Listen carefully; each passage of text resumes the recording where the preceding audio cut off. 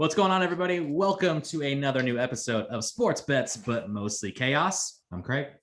I'm Jonathan. I'm Benny. I'm Jason. We got a lot to cover, so we're just going to jump right into things. Baseball, it's up and going. We're a week into the season. And before we get into talking about the A's and the Angels and how both these teams are going on completely different starts, I think we need to recap some bets that Jason and I had. So, Jason, go ahead and start us off. How did your opening day bets play out for you? Terrible. I had the Blue Jays and Yankees under, which hit. The Padres and D-backs under, that did not hit. And then my three-team parlay, I had the White Sox. They lost to Angels. I had the Cubs. They lost to the Pirates. And then the Mets were postponed. So 1 out of 5. Yeah. Well, maybe it's a good thing that game got postponed because that sounds like a winner to me. That sounds like an A's record. Batting like 200. Yeah. Run that guy. Terrible. Already starting off 4. All right. Well, on my end, I came on the show. I was feeling really good. You know, I had one bet for the day during the day, and it was the Padres. They were able to get the Diamondbacks. I was feeling really good. We went into the night games. I had the White Sox, the A's, and the Giants all winning their games. And at one point, 2 of those games looking really good. The A's game never looked good. So that at one point, I thought that was the only game I was probably not gonna hit. And then and then other things happened. The White Sox completely blew it up. They gave up 2 runs, I think, in the bottom of the 8th. They ended up losing that game. And the Giants, well, they absolutely took a humongous crap, giving up 6 runs in the bottom 8 to Seattle, and ended up losing that game. I think there was like a walk-off walk or something like that. So yeah, I guess if you're gonna lose, you might as well just lose all 3 and hit the trifecta instead of only getting one of those games wrong. So, yeah, winning's overrated. Yeah, exactly. We don't promise victories here, okay? It's all about the chaos that we bring. So speaking of chaos, though, let's dive into this Oakland A's start. Honestly, I want to know how you guys feel on this one, but I don't know if I could have pictured a worse start for the A's during this first week of the season. Not at all. Just to think how good their bullpen was last year, and it's just they have no arms in that bullpen right now, and it's unfortunate because their starting pitching is getting rocked. Bassett is like the only arm that seems like he's even getting through 5 innings without giving up a run or getting into trouble, but Kolgarek has been awful. That Gudon guy, I think he's on the IL now. He keeps getting rocked. The only decent arm I've seen out of the bullpen is Trevino. Romo is getting rocked. It's really unfortunate pitching wise, and then their bats. I think they're the 2nd worst batting average in the MLB. The only team worse is the Cubs. That might actually, after today with the Cubs winning, they might be the worst batting average in the whole league now. It's a really bad start. Yeah, they are 27th in batting average at 169, and they are the worst in Major League Baseball in ERA at an even 8. So the run differential coming into the night was minus 36. That's not good, kids. That's got to be a record. They're not hitting, they're not pitching. We had that question last week about, are the Sharks unwatchable? Early on, I don't think the A's are watchable at all. It's one thing to lose, but it's another to lose the way that the A's are losing. I understand they're playing the Dodgers and the Astros, 2 of the best teams in baseball, but there's like no fight. There's nothing. They can't hit. They get like 4 hits a game, maybe 5. Like John said, Bassett's been okay. Luzardo pitched really well yesterday. They got 3 against Houston, and they got 3 against Arizona. I see. It's not looking too good. Yeah, I think just to add on to what you guys were kind of touching on there, it was just one of those things where it just nothing was going right. And it would have been one thing to have, the A's, at least maybe lose, 3-2, 3-1, 4-3, and be like, all right. The pitching is there. They're keeping them in games, and the offense just needs to wake up. Or the vice versa. It could be, they're losing 7-6, 9-7, things like that. And be like, oh man, the bats are really working, but the pitching needs to get better. it was just anything that could go wrong was going wrong. And exactly what you were saying, Jay, is that it's not so much that they were losing, because we even talked about it last week. We don't think we didn't feel like we needed to panic if this team started out, 3-7 through their first 10 games, or 5-5, whatever it may be. But the way that they were losing, there was no compete in this team. And there was just exactly what you said too about being unwatchable. There was nothing good to come of it. No. And I can openly admit that maybe I overreacted at certain things, because here I am watching the game at home on Sunday, and Kahai Tom is pitching in the 9th inning because they have nobody else that can throw out there on the mound, and guys are out there, laughing, smiling. It just makes you think of Moneyball with Billy Bean, with Brad Pitt saying, is losing fun? Right. And I know it's not their entire lives, but man, I just thought that was a really bad look altogether. I was at that game. I watched that live, and that was the highlight of the day. I mean, after Pinder made that great catch, after that, it was nothing. And then we're like, who's pitching? And they were like, oh, Tom is pitching, and he's throwing fastballs at 69 miles an hour. And it is what it is. Still faster than me, but but yeah, and there's hopefully they get it going quickly. It doesn't look like it tonight, but let's see what happens. I'm glad you brought up Pinder too, because that brings up the whole issue with the injuries they're having too. And it's not an excuse, but they got bad news on Rosenthal today, or I think it was today, maybe yesterday too. Today. Rosenthal, I don't think he's going to be with the team for maybe till at least the later part of summer, the way it looks. They got bad news on Pinder. He's no longer day to day. He's week to week now. So and Pinder, one of the few guys in that lineup that was hitting good. I mean, I went to the game on Tuesday against the Dodgers, and you look at that lineup, they got Laureano back. But you look at the first 3 hitters, you had Canna leading off, you had Lowry at batting second, and then you had Laureano, the guy I just talked about, was in the 3 spot. And those guys, they were hitting in the 200s, maybe 300s. And, Lowry and Laureano themselves, they hit the ball hard. They had a couple hits in that game. They did well. From 4 down to 9, those guys are hitting $111, $125, or Elvis Andrus was hitting, a 050. So it's just kind of a bust so far through. Oh, absolutely. He's been awful. And so my question about Rosenthal, he didn't pitch in the spring training, right? He did. Yeah.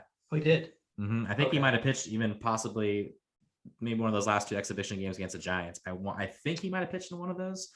And I think they're saying is that he came to the trainer and said he started feeling numbness in his fingers and stuff like that. So that's never good. Never a good sign.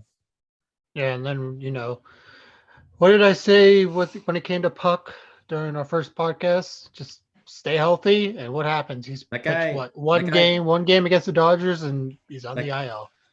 Fuck, man?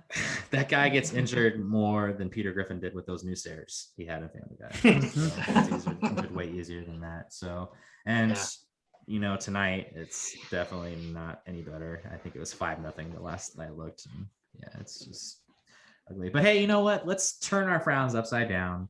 At least for Ben, that is. Let's throw him over. Let's get him in. Ben, I know the Angels had a good start. They end up, beating the White Sox in that series. Why don't you let us know how you're feeling about the Angels so far? Shocked. Just like you guys, felt like the Angels would get lucky to get a win, maybe sneak out 2. We all thought that.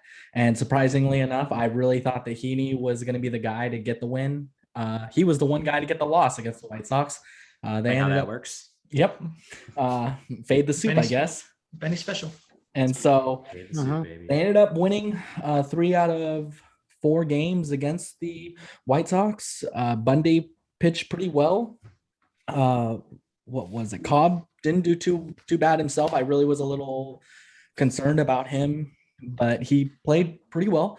And Bulls, big note there, he got his 663rd home run. So now he is actually getting closer to Aaron, who is in 3rd, and I believe Pujols is now 4th. So yeah, Pujols is 4th all time, which is a respectable record. This guy's like 50 years old, right? But Mike Trout as well. He's getting his bat going. I think he has 3 home runs on the season. He just got one tonight against Toronto, and they're looking pretty good. 5-5, top of the 10th. So they're looking to maybe sneak out another win, hopefully against them. But what was it? The guy that I noticed in that White Sox series was Yerman Mercedes. That guy, I don't know if he's some sensational guy that you guys know much about, but he's a young stud. And he went at one game on the second, he went 5 for 5. So that was cool.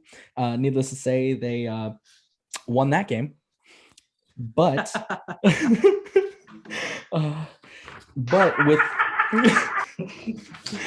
with the Astros, when they played them, it was a little bit more tightly played. They took care of the first game, which was very good, and the second game was 2-2 until the ninth, I believe, and then that's when they gave up a 2-run jack to, of all assholes, Correa. But the biggest thing that I saw, Run that guy. I beam him all day. I'm fine with that. But the one thing I did Run notice that guy. with the Angels, 3 different games so far out of the 6 games, they have rallied in the 8th inning to take the lead and take the wins. And that's huge to see. And then, of course, the one Walsh off is what they said. 3-run jack, bottom of the had to try it. Bottom of the ninth to take it. Not on this program, not here. You take that crap elsewhere, man. But I mean, overall, I'm very excited to see them so far. I like I said, I was firm with my belief that they were going to be lucky to be 2-4 to start the season, and here they are 4-2. I know it's early, plenty of time left, but it's just good to see a little bit of life, a little bit of pitching. The bats, like you were saying, Cohoon, to come alive and be offensive. And it's nice to see, like, they're down by a couple runs. They're not rolling over and dying like some teams that are in our division that are green. I don't know. It could be anyone. Hey, Ben, what's that like? But, you know, I'm happy so far. So I'm hoping this series with Toronto for 4 games will be just as good and entertaining. So time will tell. I'm not going to make any predictions on it. I'll just let them do it, and I'll recap it again and go from there. I'll tell you what's going to happen. A bunch of runs in that series. There's Yeah. no pitching in either team, and All right, I have a quick question before we move to the bets that Jason and I have placed earlier today for tonight's games. So Ben, first question to you. It's a similar question for us, but on a scale of 1 to 10, 10 being most confident, how would you say, confidence-wise, you are about the Angels being able to maintain the start that they've had so far? To maintain it, I'm not the most confident, just because I feel like it's like a well-oiled machine right now. Everything's just working well, just like with the A's. Not everything's really synced up right now. It's just the truth of it. You know, once it gets going, you guys will be on fire. Exact opposite for the Angels. It will take one small little wrench in the gears to just throw it off.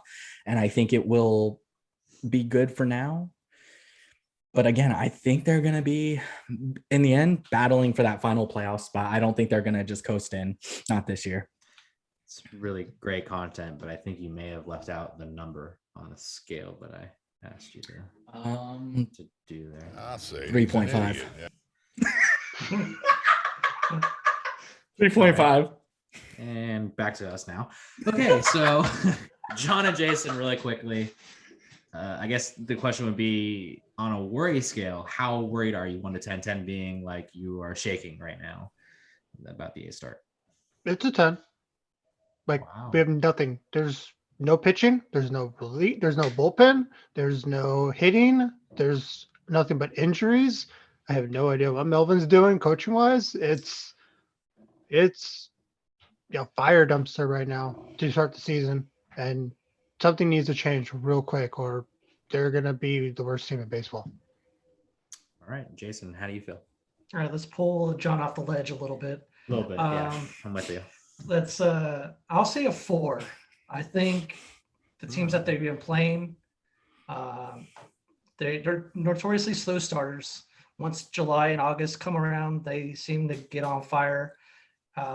Not too concerned yet. I mean, it's worrisome, but I'm not like at a 10. I'm at a 4. Yeah, solid 4. What about you?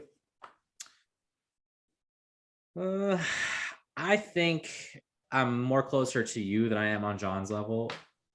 I'm gonna probably put it about a 6, maybe a 6.5.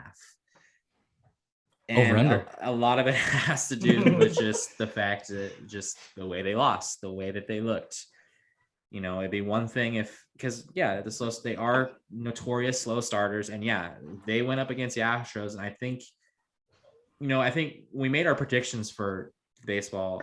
I think we were all very clear and very straightforward that we thought the A's were the clear favorite.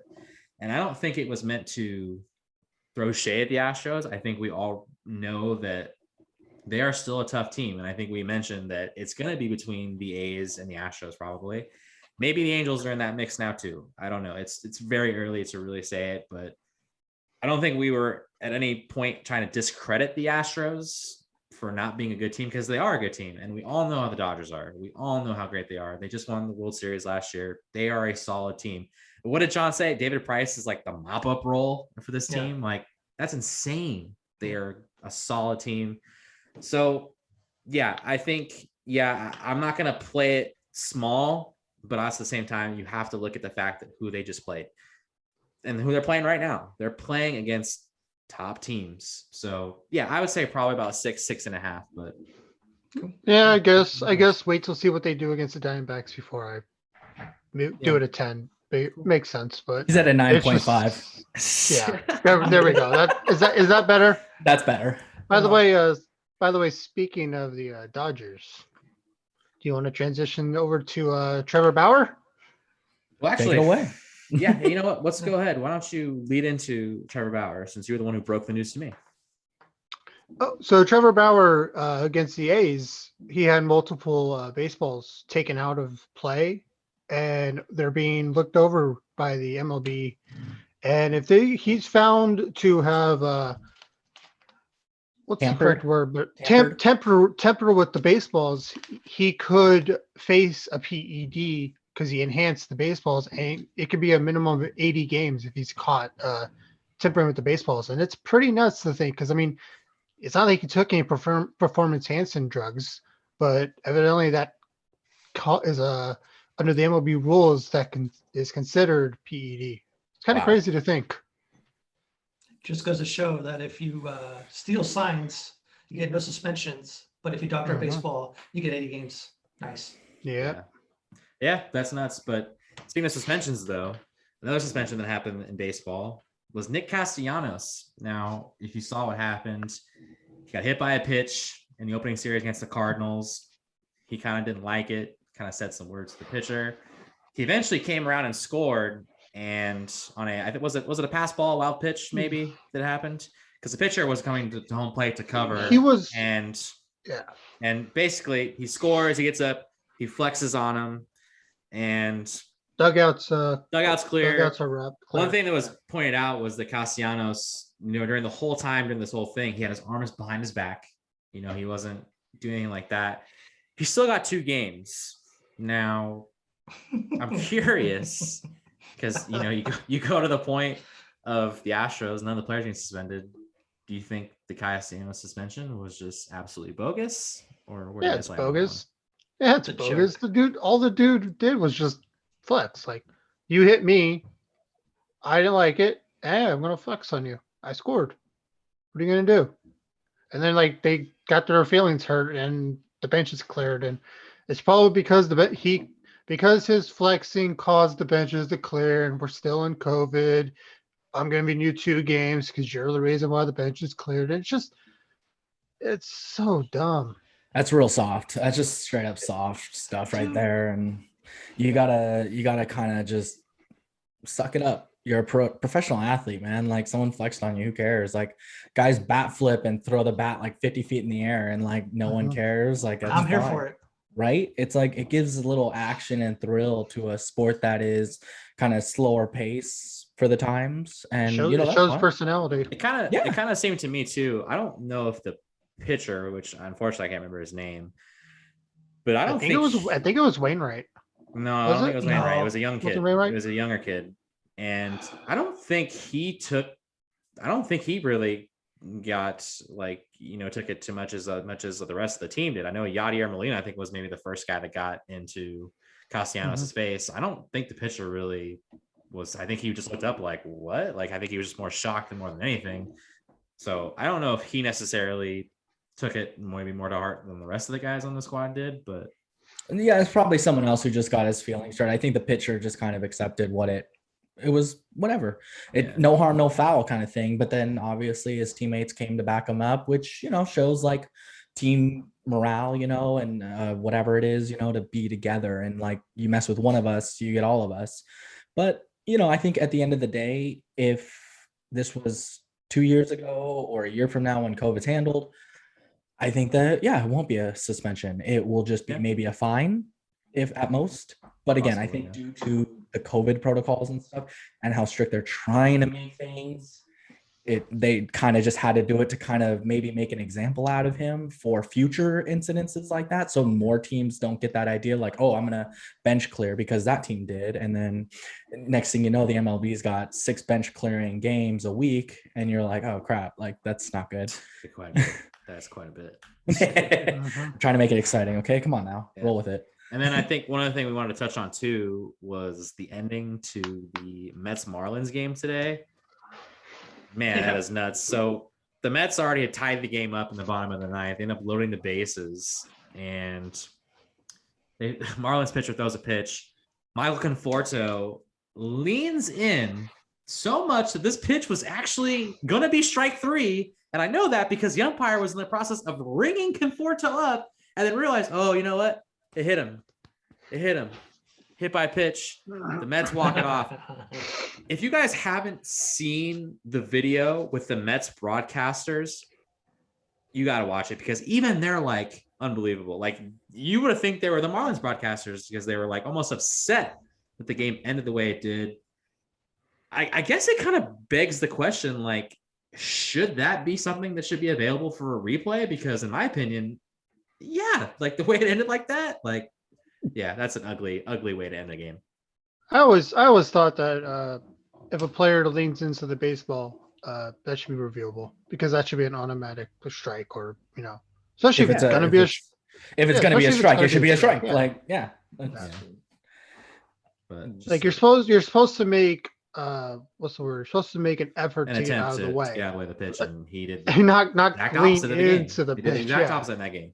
It not to throw too much shade at the A's again here, but this does remind me when I saw it, like him leaning in was I remember you guys saying during that wild card game when the bases are it was Profar. Profar. You're like, wear it. Why aren't you wearing it? That is exactly what I thought of.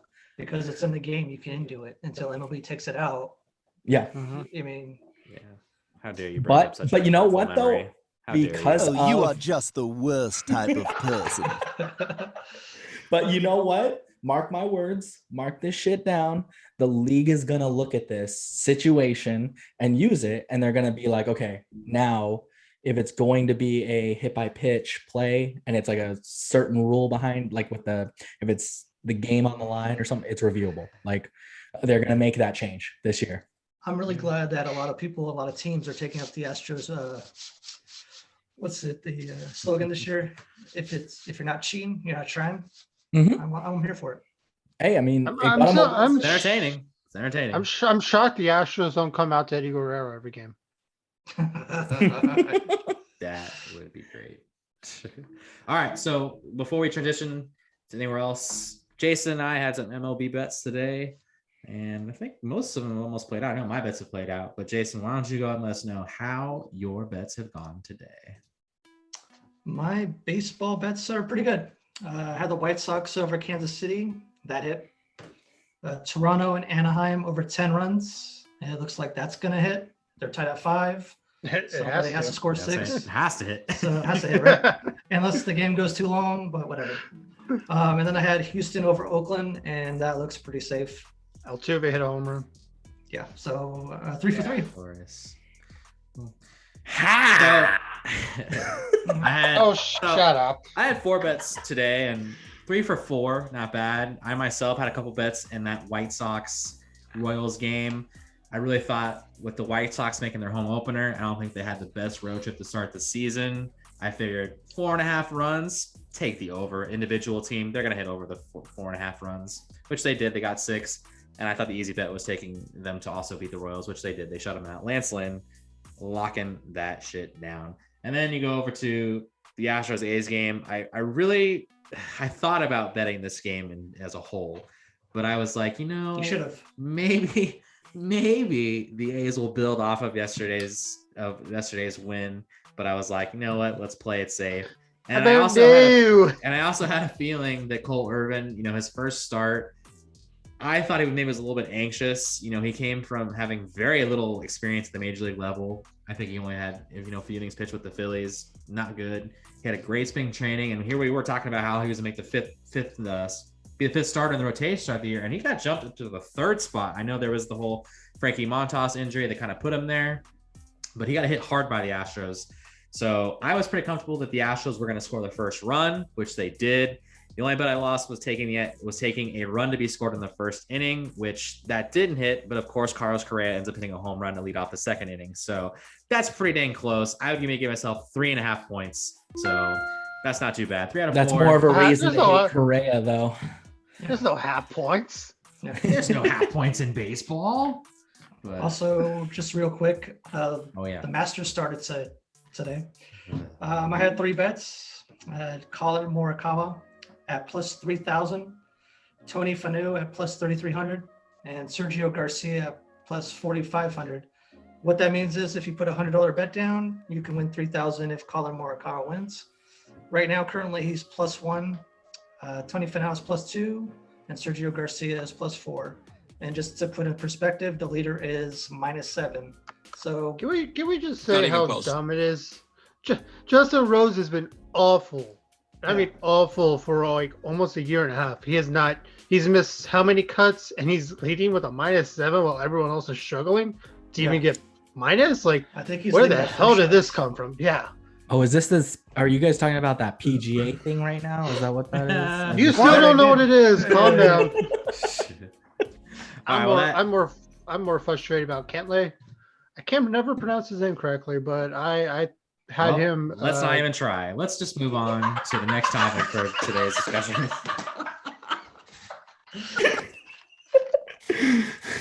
Wrist. Oh, that was wrong cue. That only deserves it that I was here ready to roast him. Oh, he's writing it down. Okay. Anyways, let's talk about the Warriors a little bit. I know they had a pretty big win against the Bucks without Giannis the other night. But John, Jason, how are we feeling? Go ahead, John. Yeah, well, they had a shot to beat the Heat while we were in the middle of the podcast last week, but they ended up falling short.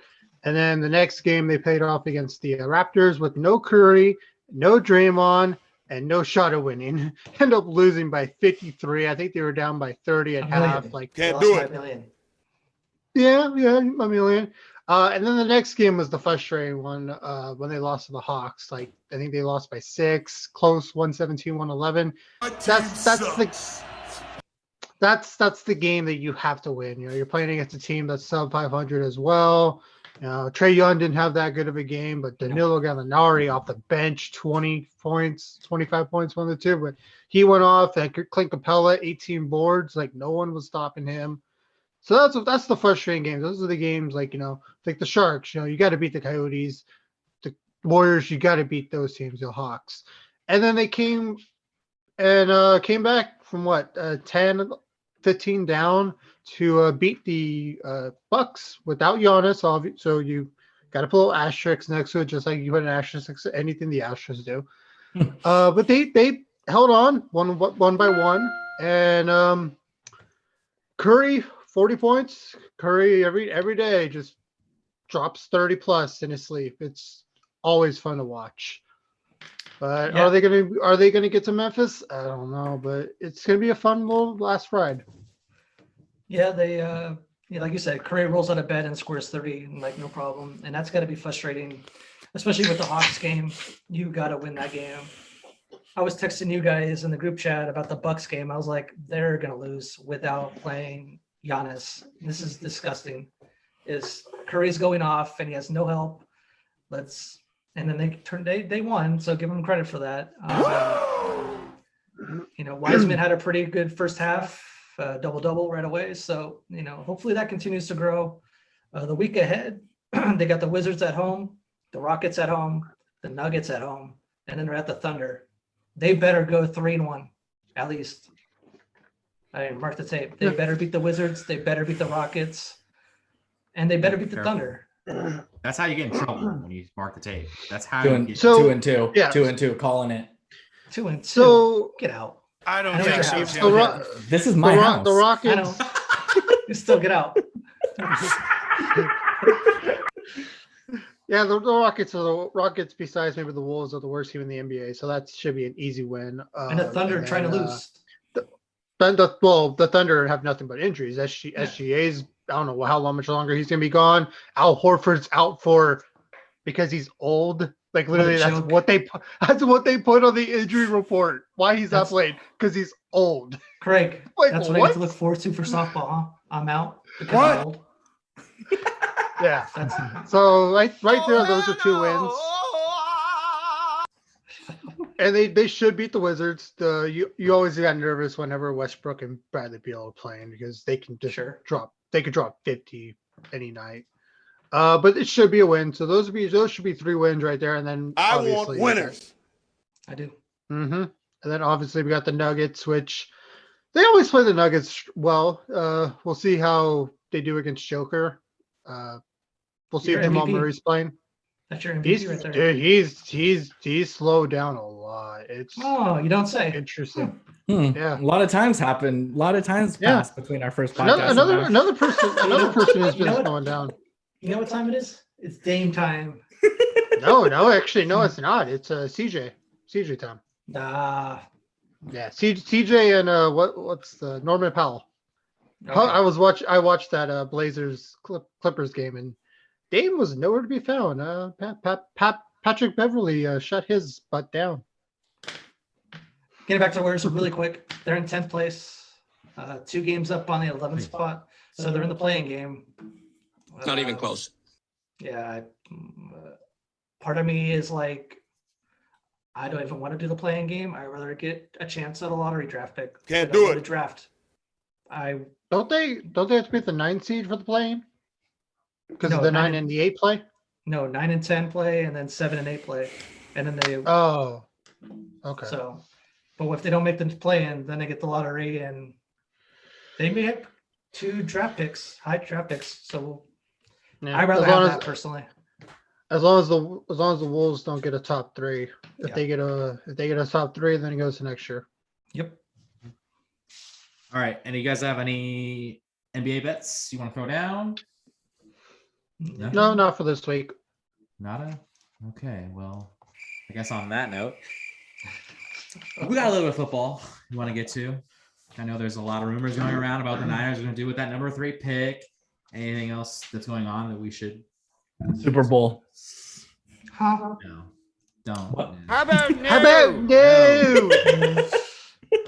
But anyways, I know there's a lot of rumors going around about, that maybe the Niners already have a lock on the guy that they're going to get. So what do you guys feel? I do not want Mac Jones to the 49ers. I told you before, I think it was last week, you don't trade all that for Mac Jones.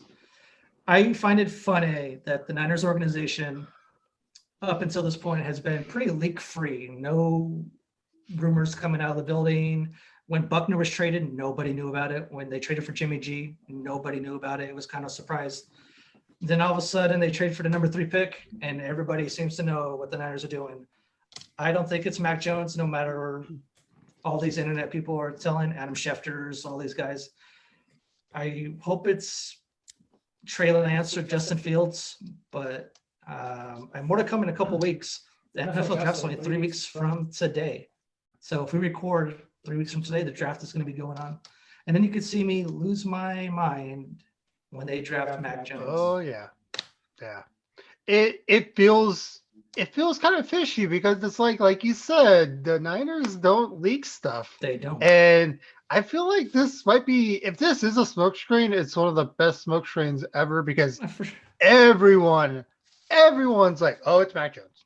It's Mac Jones. It's Mac Jones. Oh, do you know the new quarterback for the 49ers? Oh yeah, it's Mac Jones. I don't get it. Why would you trade up for Mac Jones when you could have got him at 12 or even 10? Or even 10. Like this feels like the Bears trading up from 3 to 2 to get Mitchell Trubisky. That's how bad this feels. How'd that go? Although the Niners got Solomon Thomas, and that didn't do well either. But and then you got I guess Zach Wilson's going to the Jets. I really thought it was Trey Lance. I was so sure, but I guess it's Zach Wilson. So three straight quarterbacks are going to be taken. What is Atlanta? Dude, I don't know. Is Atlanta going to take the fourth? No, I think they'll trade out of it. I think they're going to trade out of it too. I think that's the only thing they can do because they want a quarterback, but are you really going to take the fourth quarterback on the board? Maybe if the Niners don't take Fields and they love Fields and want to sit behind Ryan, I understand that, but it's going to be interesting. You think they're more of a Pepperidge Farms people, not at Mrs. Fields, huh? All right, I feel it. What? I like Pepperidge Farms. What?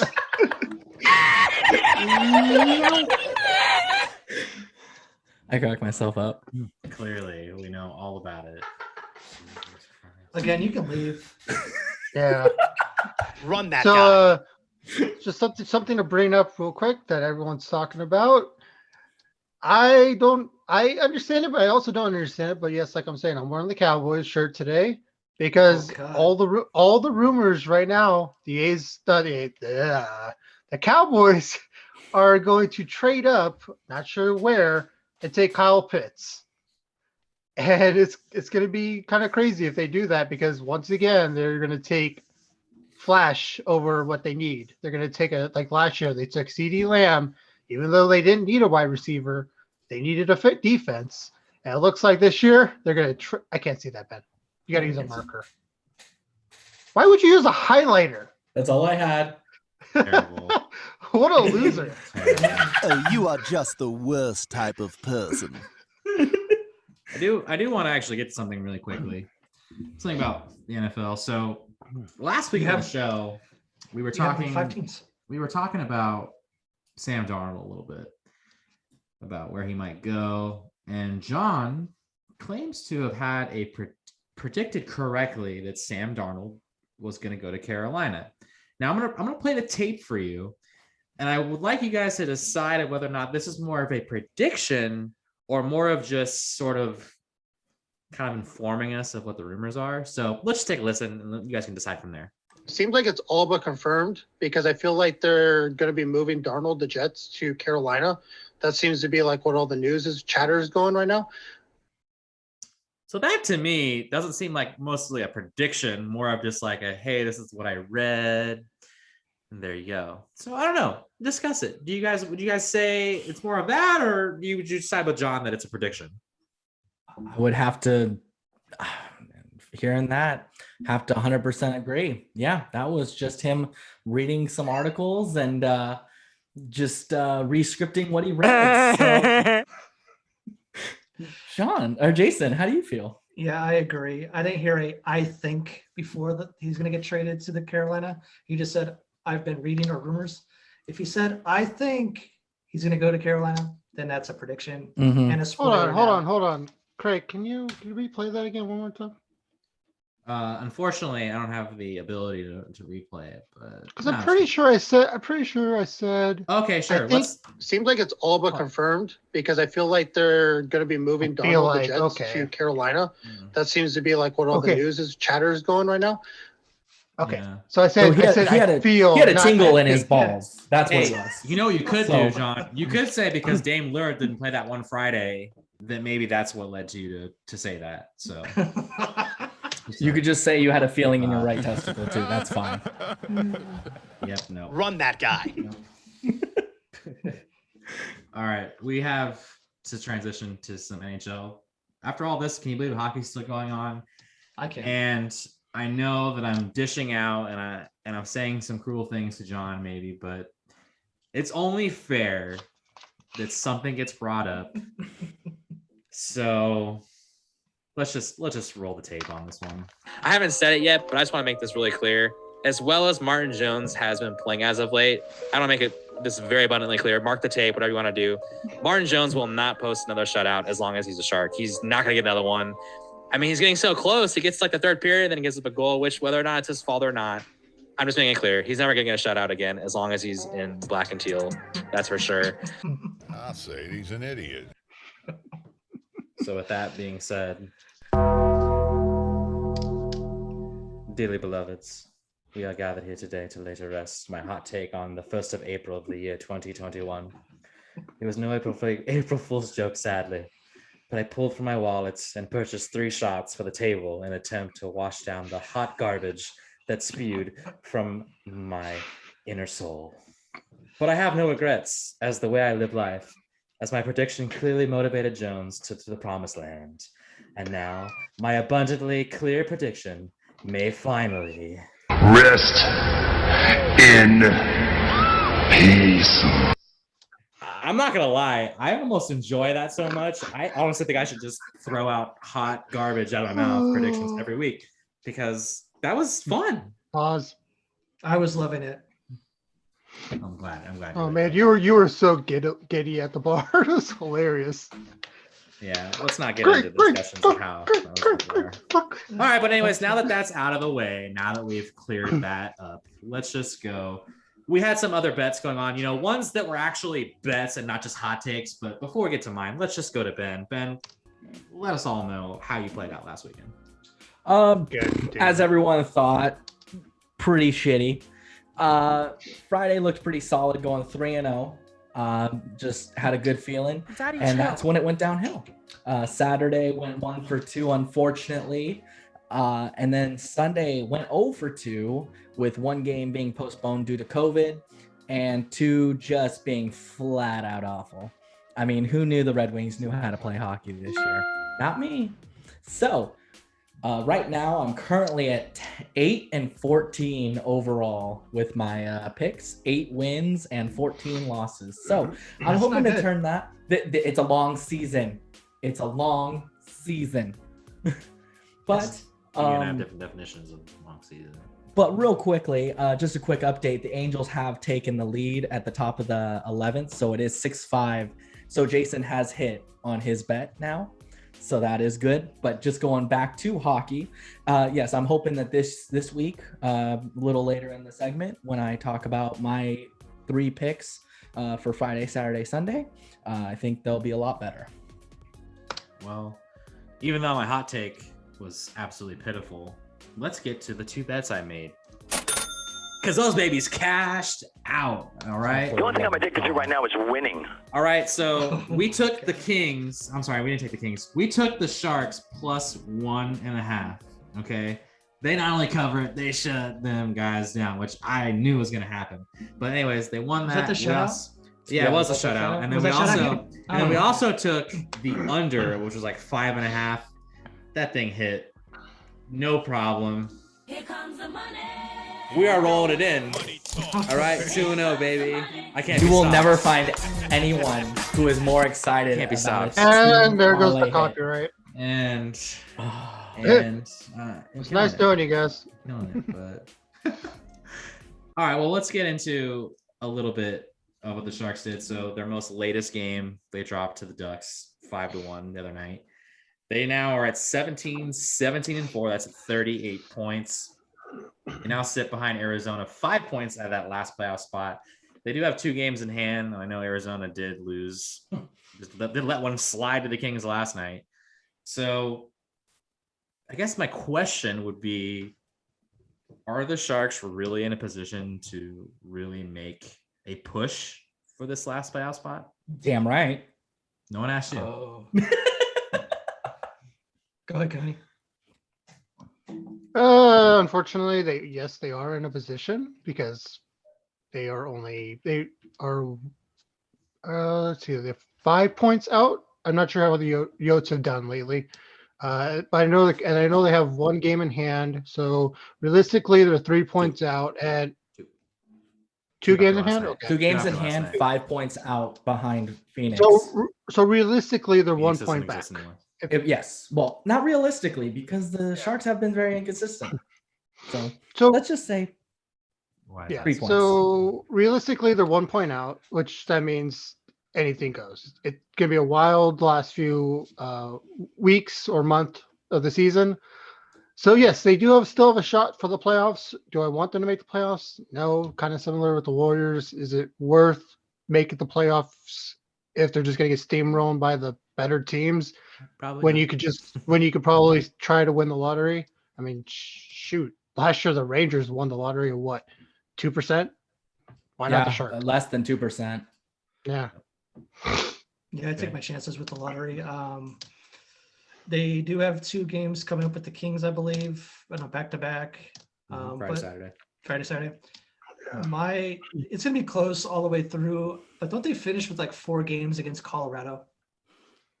Probably.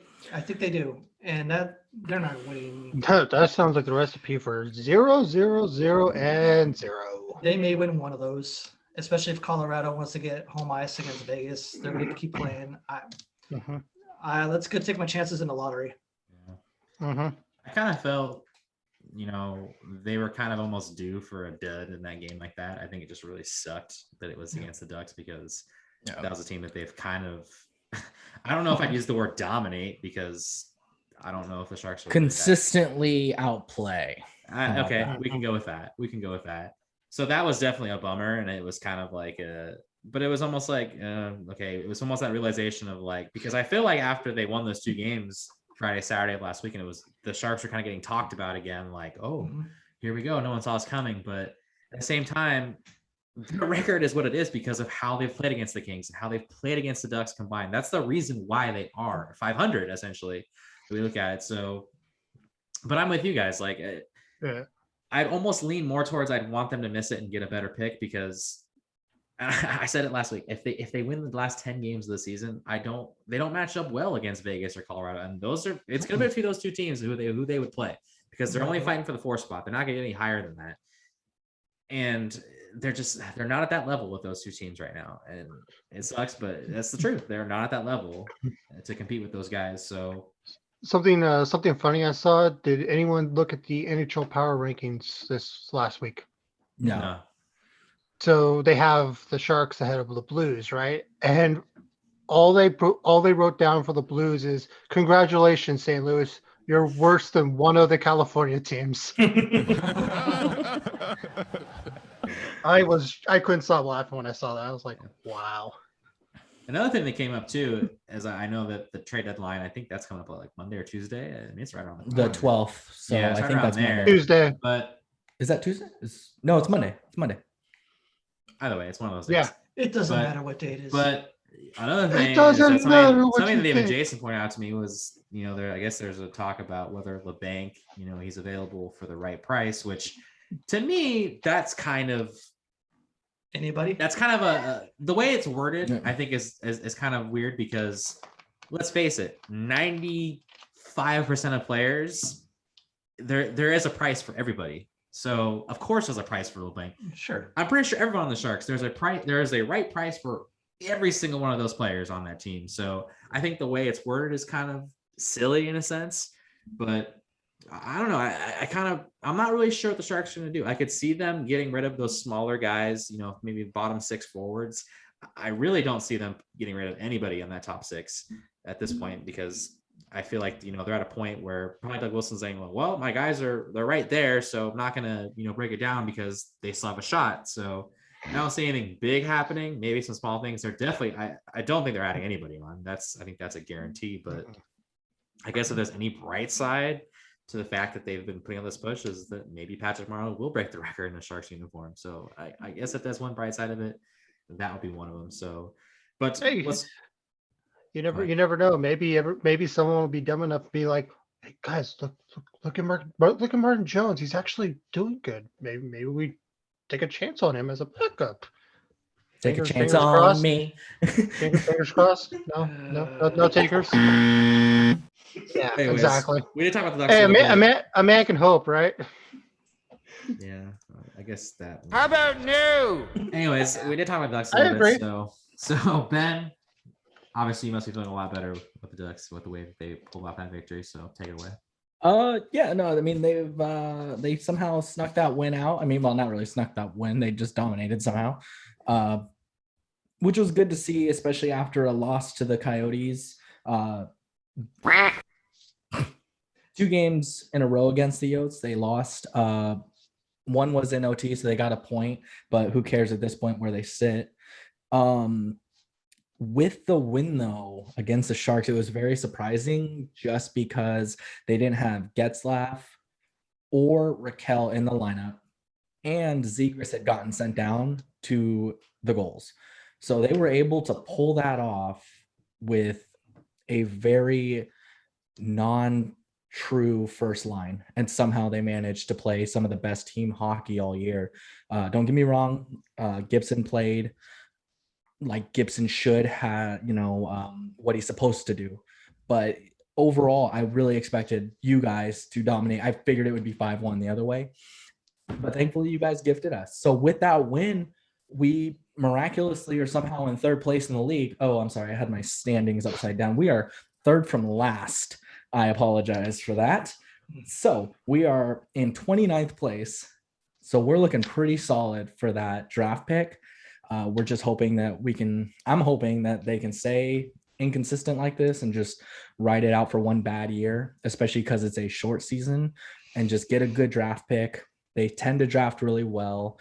I know that Josh Manson is a player that is being shopped right now, and they want a 1st round pick and a high prospect for him, which he is worth that. He's a great defenseman. He's a good hitter. He's just unfortunately not the most healthy right now, but I think he would be a huge help to any lineup in the physical department.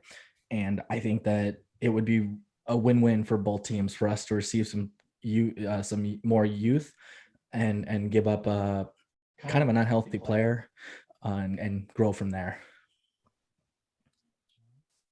So there was a pretty big trade in the NHL. I mean, I don't know if it was really, I guess maybe not pretty big, but the Isles and Devils made a pretty, notable trade. But Ben, why don't you break that down for us a little bit? I will say it was a big trade just given the names involved with who the Devils gave up, the Devils and Islanders. The Devils gave up Kyle Palmieri, who was once a Duck, and longtime franchise player Zajac. You never thought that guy would leave a Devils uniform, but I think that the organization sees an opportunity for someone like that to have a real shot at winning a cup. And they're both UFAs at the end of the season. In that trade, they received them and they gave up their forward Greer, Jobst, I don't know, it's some weird name. 2021 1st round and a 2022 4th round. Plus they retained some of the contract of those players. So if you look at it, it's a win-win for both teams. I normally would say one team got the better end of it, blah, blah, blah. The Devils, they're not going to make the playoffs. It's just plain and simple. They're building for the future. What they received back is going to help them tenfolds. And the Islanders are showing that they want to go for a cup this year by getting 2 guys that are going to be UFAs by the end of the year, but are very talented and will fit perfectly in an Islanders lineup. The biggest thing, though, the biggest change, Palmieri looked like a homeless man in New Jersey with his giant beard. He had to shave it all off. He looks cleaner cut than me, and it was insane to see.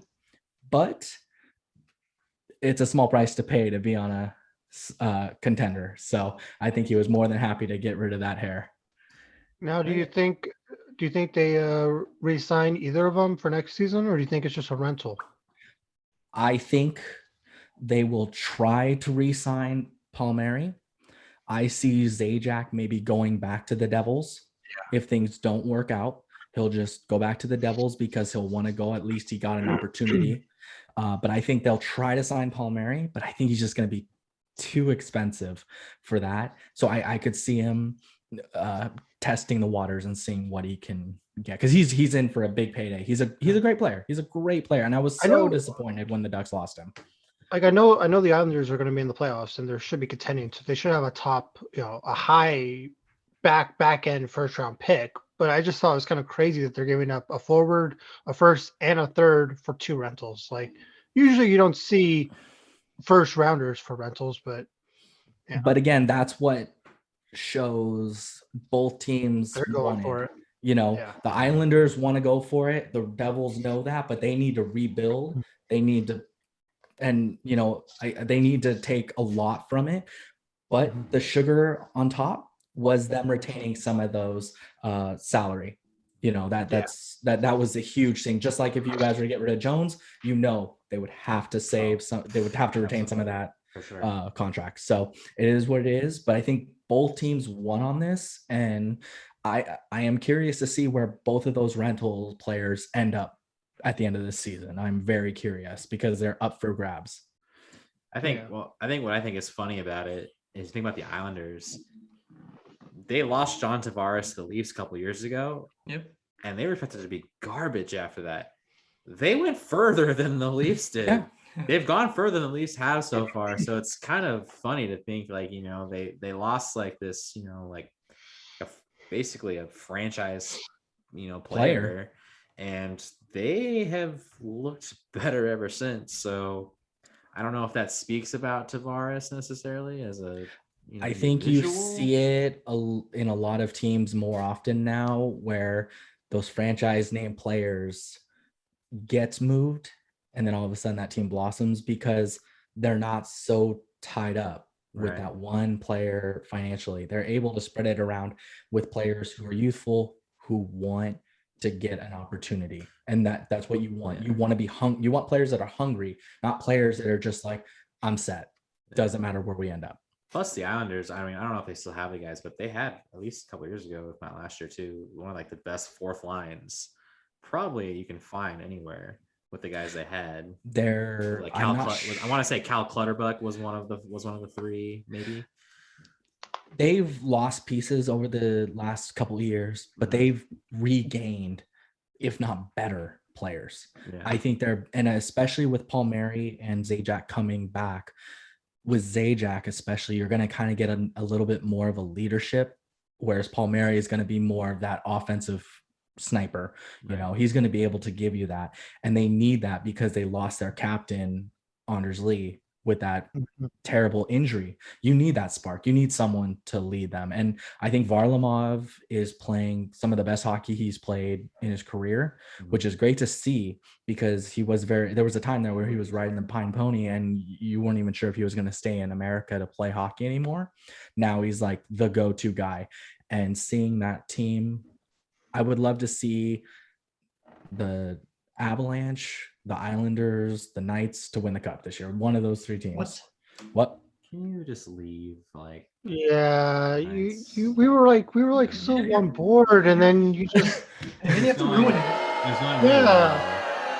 Hey, breaking news. I have some breaking news. The A's lost. No. Our Oakland A's scored a run. What? Yeah. Oh man, that deserves. Big deal. Especially after that boo, we have to throw Ben's way. But all right, NHL bets. Ben, I know you got some played out for the weekend. Let's find out why we need to hashtag fade the Sioux. I'm looking for some redemption here this weekend. So I'm just going to pick my flat out winners to keep this simple and sweet. All right. Friday, I'm looking at the Caps to win, Devils and Knights. All right. Saturday, I'm looking for the Bruins, Hurricanes, and Blackhawks. And Sunday, those Islanders, Caps again. And I actually had a typo there. I put Press for some reason. Not surprised at all. I think it was the Predators. So we're gonna go with the Predators, not Press. So those are gonna be my 9 teams for the weekend. All right, let's look for those W's to shape up. I got 3 on 6 on deck. I got 2 for tomorrow. Oh, okay. I got the Islanders winning over the Rangers in the Battle of New York, and then I got the Wild on the road against the Blues taking the game. Interesting. I'm probably gonna have a couple for the Sharks Kings tomorrow. I don't have them now though. I was looking, at the money line. You can go with the goal and a half either way. You can play the over/under on the total goals. I think I want to see what we got tomorrow. I want to see maybe a little more we can play with. Maybe a little more advanced. We might go like first period goals. We might score first. Stay tuned. It'll be on the Twitter. Make sure to follow us there at SBDMC_pod there to find out my picks. And, I'm on a hot streak after last week, 2-0. I mean, that's... Calm down. You can't really beat that one, so... Hey, breaking news. Speaking of things, going to something that's... Oh, we got more breaking news. Yes, the A's have 2 runs. What is Look happening? at them overachievers. What? World Series bound. This is insane. But anyways, let's go to something that's maybe not so hot. Cahoon, the Cohooney 5. It is. Let us know how last week played out, and then let us know what you got going for this week. All right. Well, for the Cohooney 5, last week was a winning week. I went 3-2. A's with Luzardo was a loss, but I was on point perfectly with the John Means. Sorry, it's John Means. He shut down the Red Sox well, and they won that one. So right now, my overall record is 5-5. For this week, I got some baseball and I got some UFC. We're going to start off with baseball. I'm going to be taking the Phillies to win over against the Braves. Phillies have their ace and Zach Wheeler on the mound. Wheeler had pitched 7 innings without giving a run in his debut for this season. He's looking really solid, while Charlie Morton got beat up about a little bit. So I'm taking the Phillies to win that game. Then I got the Blue Jays going to beat the Angels. Heaney's on the mound. And the Blue Jays have Semien, Tosca Hernandez, Vlad Guerrero. They got so many righties. Heaney's going to have a rough outing. So those are my 2 for the MLB. And then we're going to go on to UFC for Saturday. I got Jack Shore is going to face off against Hunter Azor. Shore has won all his fights so far have won by submission, while Azor is really terrible on the ground. I think Shore is going to take him to the ground with a second round submission. Then I got Mackenzie Dern facing off against Nuna Nunes. Nunes is favored, which I don't understand because I feel like she has not won at all any decisions, while Dern has won submission decisions and regular decisions. I think that Dern's the better ground fighter, and I think she's going to take her and win a 3rd round submission. And then my last one is the main event. We got the Mouth versus the Italian. We got Kevin Holland versus Marvin Vettori. Kevin Holland, all he does is talk, and punch. Sure, he could get a first round. Sure, he can get a first round KO of Vettori, but Vettori is just way better all around wrestler. I think he's gonna. In Holland's last fight against Brunson, who is known as the Bear, it was literally just 5 rounds of Brunson taking him to the ground and just laying on him. And Vettori, he's gonna do the same thing. He's gonna take him to the ground. He's gonna ground and pound, and he's going to get a TKO in the 3rd round. So those are my Cohooney 5s for Friday and Saturday. Back to you, Craig. Wow, I really like that. I think you have a really good chance of winning. It's not even close. Breaking news. Oh man, do we get more runs? No, the A's lost. Run that guy. No, get out of here. You're gone. And I don't want to run people from this program, but I will if I have to. And the final score for the Angels was 7-5 over the Blue Jays today. Nobody cares. Nobody cares. I do. Nobody cares. But anyways. All right, let's touch on a little something that we have yet to discuss on this show, which this weekend, Wrestlemania 37. It's a 2-night event over in Tampa Bay at Raymond James Stadium. There's going to be fans. I honestly don't know how many fans there's going to be, but it's going to be interesting, I guess, at the very least, to see fans there. So I guess off the bat, is there anything any of you guys are looking forward to match-wise or anything like that? Alexa Bliss. Yeah. Yeah, that's always a nice sight. I'll tell you something I am not interested in. Why is Shane McMahon in another WrestleMania match? Like, it is still a cage match. Just so he can jump off the cage, do his thing, and then what's the point? Yeah, and then he There's looks no like he point. looks like he's just like red as ever out there, and he's like panting. He looks like Brock Lesnar. Yeah, it doesn't look very good. Yeah. But So a match that I don't really care about storyline wise, but I just feel it has the chance to be a really good match is the Cesaro versus Rollins, because they're both technical wrestlers, so that should be a really good match, even though I don't care about the storyline whatsoever. Right. Obviously, the two matches storyline wise that I care about the most is Randy Orton versus The Fiend. Yep. That's been a really long burning storyline that's going to come ahead. Yes, that burn mask is amazing. It's awesome. And then obviously the Edge, the return of the Rated R Superstar versus Daniel Bryan and Roman Reigns.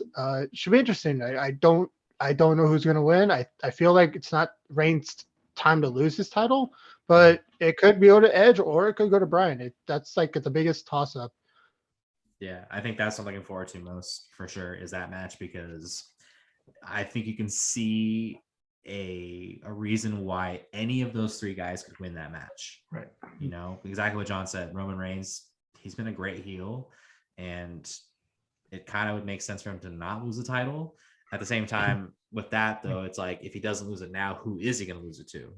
I don't really know. The Rock next year. He's going to hold it for the whole another year. I don't know about that. And then, Edge, obviously, for him to get the WrestleMania moment, coming back out of retirement or anything, obviously you could see how that pans out. And then Daniel Bryan, I mean, one of the biggest faces that everyone gets behind. So you could see, I mean, that's the thing. I've been looking forward to that one because that's one of the most. I can see Roman Reigns break them keeping the title on him so he can break CM Punk's record. Because they obviously they don't want CM Punk having that record. We all know how they are with CM Punk. Yeah. So, but that'd be interesting. Maybe we'll do a little post show. Going to have a recap of how that played out. So stay tuned. Roman Reigns, baby. Oh boy. How about no? All right, we have the return of the segment known as Hit It or Quit It. So I think we have questions. I think Jason and John both have questions. So I guess whoever wants to start it out, go ahead and hit us with it. What do we got?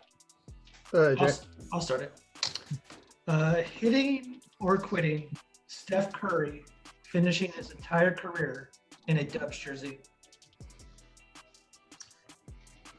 Well, I would lean towards Hit It because I think it just makes the most sense. I know there's the whole, is it the hometown connection with Charlotte? There's the talk of, he'd eventually go to play with Charlotte and everything like that. I know there was that rumor. I wasn't Stop. With the whole thing about LeBron and him talking at the All-Star game. Trust me, 0% chance that's going to happen. He's not going to go to the Lakers. That's for sure. I think regardless if he goes somewhere else, he's going to retire as a Warrior. That's lock that up, mark the tape. That's going to happen for sure. Maybe he goes somewhere later career. I mean, we know in his prime, he's going to be a Warrior without a doubt. But maybe he does it. But I would go. So what was the question? Was more of hitting it that he will finish with the Warriors? Yeah, I'd lean towards Hit It. I think he'll be with the Warriors his entire career.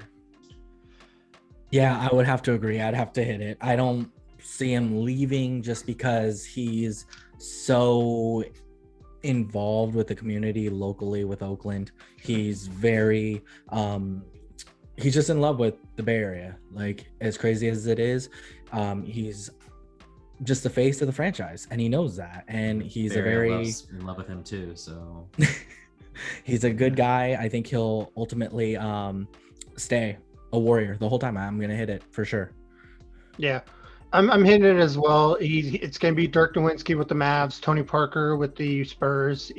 Actually Tony Parker did leave. Tim Duncan with the Spurs. How about that? Great example. There we go, John.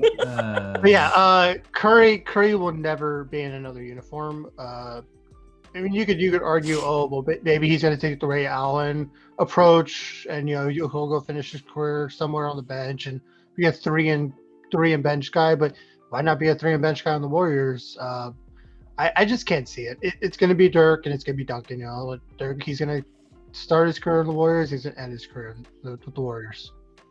Yeah, I think it's like a 5% chance. If he's going anywhere, it's going to be Charlotte, like Craig said. I think that's it. It's Charlotte or Golden State, but I'm betting that it's going to be Golden State. John, you got a question? Yeah. So speaking about the rumors with Kyle Pitts, but the Cowboys, if the Cowboys do get Kyle Pitts, meaning that they're not going to do their defense is still going to be awful.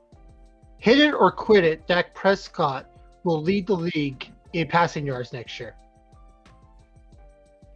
I honestly don't care what happens with Kyle Pitts, whatever. Dak Prescott's not gonna lead passing yards next year. I don't even know the content to fill for this. It's just not gonna happen. They're gonna go 8-9, 8-1. Oh, I'm not talking about the record. I'm just talking about passing yards. I don't care. I'm not bringing that up at all. Yeah. Just stats. So I think to answer your question, I'm gonna quit it like I have never quit anything before. Move along. Well,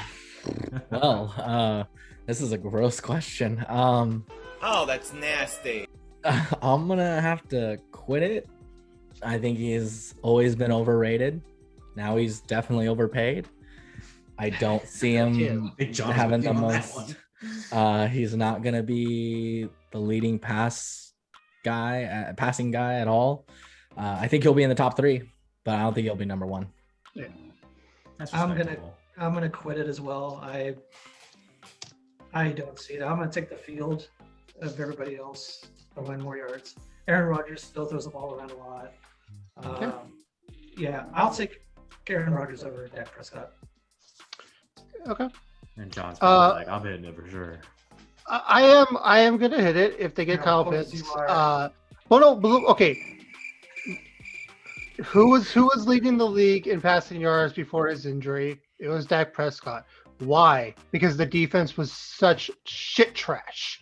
Meaning they're down by 30. Meaning they're down by 20 at half. What does that mean? That means that he has to throw the ball 40 times a game. If he throws the ball 40 times a game, he's going to lead the league in passing yards. And they're going to go 8-1, like Ben says. I don't care about the record. I'm talking about that he's going to break. He might. If they're that bad defensive-wise, if they're that bad defensive-wise, he might break the record for all time passing yards.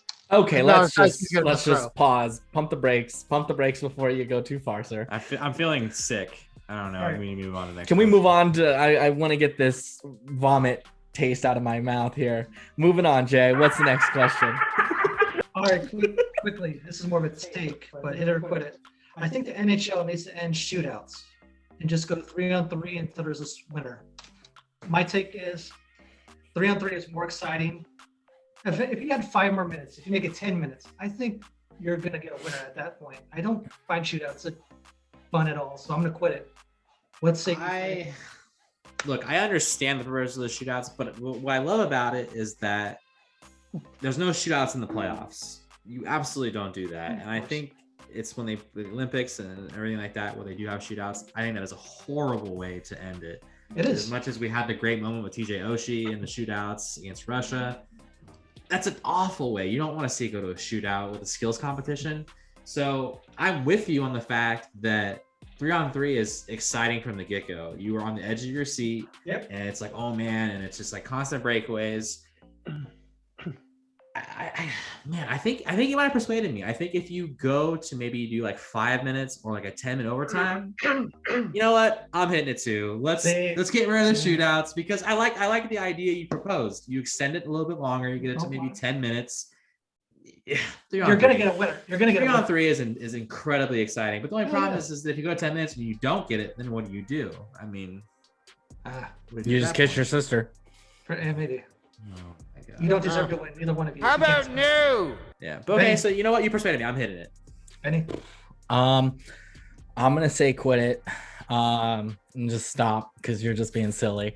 3-on-3 is exciting. I get it. Like it is exciting, and I don't like shootouts ending big games like Olympic gold medal games or those type of games, you know. But at the same time, at the end of the day, when goalies are hot, they're hot. It doesn't matter if it's 3-on-3, it doesn't matter if it's 5-on-5, whatever. If a goalie is hot, goalies are hot. It's gonna come down to the shootout just because it will be a quick and efficient way to just end the game, because again, it's not in playoffs. It's just for an extra point. Like it's just for the extra point. You got to get done because hockey is not up there compared to other sports and, you know, infomercials. So, you know, there's a lot to compete against for airtime. So at the same time, yes. Really quick question that makes me think of, just for you, Ben, because of where you're on the side of this. Do you think NHL should change the way they have the points, where maybe they do 3 points for a regulation win, 2 for overtime, and then only get 1 for a shootout win? How do you feel about that? So I feel that the shootout is very important to just with the time restraint given with it. And yes, I agree with that. I've wanted that for a long time, where it is kind of like an international style. 3 points if you get a regulation win, 2 points if you get a win in overtime or a shootout. And you know, it does create a lot of separation for sure. And I think that alone, not even because I know they're talking about taking out the shootout, but what are they going to replace it with? There's no real guarantee that it will end after that 1 or 2, 3-on-3 OT. There's no guarantee of that. So with that, it's like maybe they should change the point system, because then when it comes down to crunch time for the playoff spots, it won't be so tightly bound. It will have more separation and more room for error. And I think it'll play better in the league's favor that way. John, what about you? I have no problem with the shootout. I would prefer the international point system. Then I think that would just not ruin. I think that would just make everything better, because then it's like, hey, it's your fault. You made it to the shootout. You won in the shootout. It's 1 point, or that kind of way. But if they're not going to get rid of the shootouts, sure, make it 10 minutes of 3-on-3. Because I mean, 5 minutes of 3-on-3, those 5 minutes go by so fast, and it's like, it's very fast paced. What's gonna add another 5 minutes when that 5 minutes is pretty much how long it takes to do the shootout. Yeah. So it sounds like you're hitting hit it. Yeah. All right. And I think John, And then next question. I don't have another hit or quit it. I just have a quick little shout out for the Stanford Stanford's women's basketball team won the national championship last week. So they were part of Jay's shout out last week, and they did it. They beat Arizona in the finals. First time. If only we had like a segment like where we shouted out like things like that. Oh wait, I forgot we do. But anyways, Jason. One more question. Hit it or quit it. My thought on interleague play in baseball is I think it's run its course. I do like the A's and the Giants playing against each other. I think a couple series is cool, but as a whole, hit it or quit it and interleague play. No. Why would you get rid of it? It just does. It does not. I don't know. The only thing I don't like about it is that I think it always benefits the National League in a sense, to the fact that when they come play in American League ballpark, they get the DH, which they don't have normally. when the American League goes to the National League, all of a sudden they lose their DH. Nelson and Cruz. and yeah, and so like that. So I'm pro universal DH. Yep. I'm not like super passionate about it, probably because being an A's fan, I get the DH for 100 and however many games it is.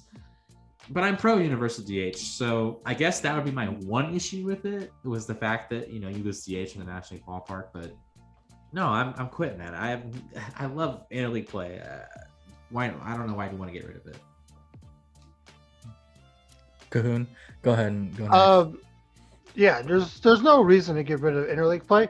Something that I don't like is that you don't play every team at least one series. Yeah, you're playing your own division 7 times a series in a season. Yeah. I would love if every year, even if you only play that one team on the road 3 games, or they only played your place 2 or something like that, just play every team. That's one of the I don't like having to where the Dodgers don't have to play the Phillies this year. They get the West, which is could be worse that year. While the Central, they have to pay the East, and now because they got to play the East, which is better than the West. Yeah, it could mess with the standings that way. That's one thing I think that's great about the NHL is that in a normal season, you play everybody. Everybody, when you play across the league, you get one game, in your barn, you get one game in their barn. So, and I think even the NFL does a decent job too. Is with the way they rotate it, they have it set up to where you play your division twice. You play someone in your conference, the whole division, but then you play against the rest of it is pretty much against teams that place in the same position. So if you finish first place, you're playing people from the divisions in first place. And I didn't know exactly what they're gonna do with this additional game that the NFL added, but I like the way they did it to where it's against the other conference and it's also against a team that's finished in the same position of yours. I'm all for that. So, but trying not to stray away from the topic too much. Ben, how are you on this question? I'm a little confused. What the hell is interleague? I mean, was I the only one that was confused by the question? You had all this time to figure it out while we were rambling. You were the only person that is confused. Can we get a quick definition here for people who are watching the podcast? A's versus Giants. The A's are in the American League, the Giants are in the National League. That's considered interleague. Okay, so you like playing against each other, like Angels, Dodgers. Okay, I'm for that. I think that is a good idea. I wouldn't say to stop that. I would just say to change the layout of it where you have 162 games, dude. Like maybe make 3-game series against your damn teams that are like in your division and shit, not 4. And that way you can go play 2 against someone that is, so you could play every single team, 2 there, 2 at yours. You know what I mean? Like, you have the most games of all the professional sports. Yeah, I'm pretty sure you could probably figure it out. How are you not able to figure that out? Like at this point in time, like the game's been around for, I don't know, Jason, how old are you? How old's baseball? I mean, it's up there. So since the dawn of time, I think they should have been able to figure this out by now. And I'm not gonna say quit it. I think it's a good thing to hit it, keep it going. They just need to make some adjustments, just like the shootout. They need to make a difference to the point system. So I think the baseball needs to make a change to their scheduling system, which is more than doable. They also need to make changes to their suspensions as well, but whatever. Yes, we'll get into that. That's not like for a whole other day. That could be a whole other show. That's a whole other segment. Give us another hour. Is there any other questions you guys had? Nope. Oh, just more shout outs to any other basketball. Oh yeah. So, all right. Well, if you've seen any of our previous shows, you know how we like to wrap things up. We like to shout out, whether it could be anything really. And I feel like this one might go all over the place. So, but anyways, anyone like to start out with a couple shout outs that they got for this one? Well, I already started with my first, so I guess I'll do another one. There we go. Yeah. Going out of place. Yeah. Oh, whatever, Craig. I'm going to shout out Homestead Lanes, the bowling alley in Cupertino. Get back out there. Bowling alleys are opening up. Save the bowling alley. We lost ours in Fremont. It's a dying business. Get out there and support it. All right. Anybody else? Gramps?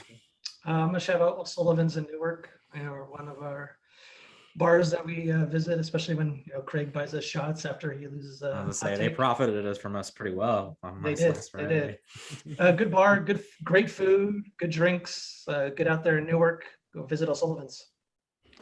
All right. I'm gonna say Shaker's Pizza over in Fremont. It's a good place to get some pizza. I mean, it's just a go-to spot. But also to keep it a little bit of my style, Little Mad Fish in Fremont. If you guys need some good sushi, I mean, that's a good hidden gem right there. So, I mean, I'm always down for some sushi. So feel free to write in the comments if you guys are down to go get some sushi. Craig doesn't like sushi. Oh, that's nasty. Yeah, I know, right? All right. I got a couple of shout outs. First off, I'd Shout like to outs? actually, whatever. Shout outs. Sorry, it's in my head. Martin Jones, he's living in here rent free now. So my couple shout outs. The first one, the state of California. The reason why I'm saying that is because I know I heard a report a couple of days ago. I don't know if it's changed, but we have the lowest positivity rate of COVID right now. That's pretty good considering it was not so long ago we were one of the worst. So shout out to everyone, doing their part, social distancing, wearing a mask, all that good stuff. And I feel like that light at the end of the tunnel it's in sight. There's still work to be done. There's still some time we got to get through, but kudos to us. Hopefully we keep doing the right thing. More things are opening up. We're starting to go to ball games. Some of us have gone to some sporting events. Some of us have gone to movies now. So it's kind of nice to get that sense of normalcy back. So yeah, shout out California. And the second shout out, I have to shout out good old White Claw. And the reason laws when you're drinking claws, baby. Reason why I'm shouting this one out. Guys, White Claw, I didn't even know this. They came out with more new flavors. They had strawberry, blackberry, and they had a new pineapple. Not the White Claw 70. It's just a White Claw pineapple. Let me tell you, I'm a fan. I didn't even know this came as a complete shock. And clearly it's been a complete shock to the rest of these guys on the show. But run that guy. Our podcast is banned. Like we're just but anyways, yeah, White Claw for the win right there, guys. But while you're at it, let's get that rock star life, huh? So feel free to advertise. Coke Zero. What a way to wrap up another show of sports bets, but mostly chaos. Remember to hit us up in the comments. Let us know how you thought of the show. If there's any questions you want to be featured, you just might be featured on a future broadcast. We don't have a lot coming in, so it's probably a pretty good chance that you will probably make it on this show. And make sure to follow us as well on Instagram and on Twitter at SBBMC_pod on both of those. Another thing too, if you do follow us on any of those, you will see that we had our new logo put up as well. Oh yeah. Shout out to our buddy Tones and his girlfriend as well for making that. We're so pleased with it, so happy. It came out so well. Very nice. Just looks really clean. So, and that's another shout out too. Shout out to them as well. So again, follow us there. Hit us up on all those. We're open. We're ready to hear from all of you. So anything else you guys want to add? Feel free to write in the comments if you guys never want to see White Claw again represented on this podcast. All right, let's not push it. All right, there's nothing wrong with White Claw. Come on, don't. You're don't banned. Don't do this to me, but too much. All right, well, great show, boys. Until next time. I don't know if there's anything we can really. We got probably Jockety coming eventually pretty soon. Yeah, but give us a little time. I guess you're just gonna have to follow us on the socials and everything to keep up to date. If you're a subscriber on YouTube, you'll know next time we're up live. So stay tuned. We might have some WrestleMania review come out. We just might. But well, that's it. Thank you guys for watching. Thank you guys for listening. We really appreciate it. And for that, y'all have a great night.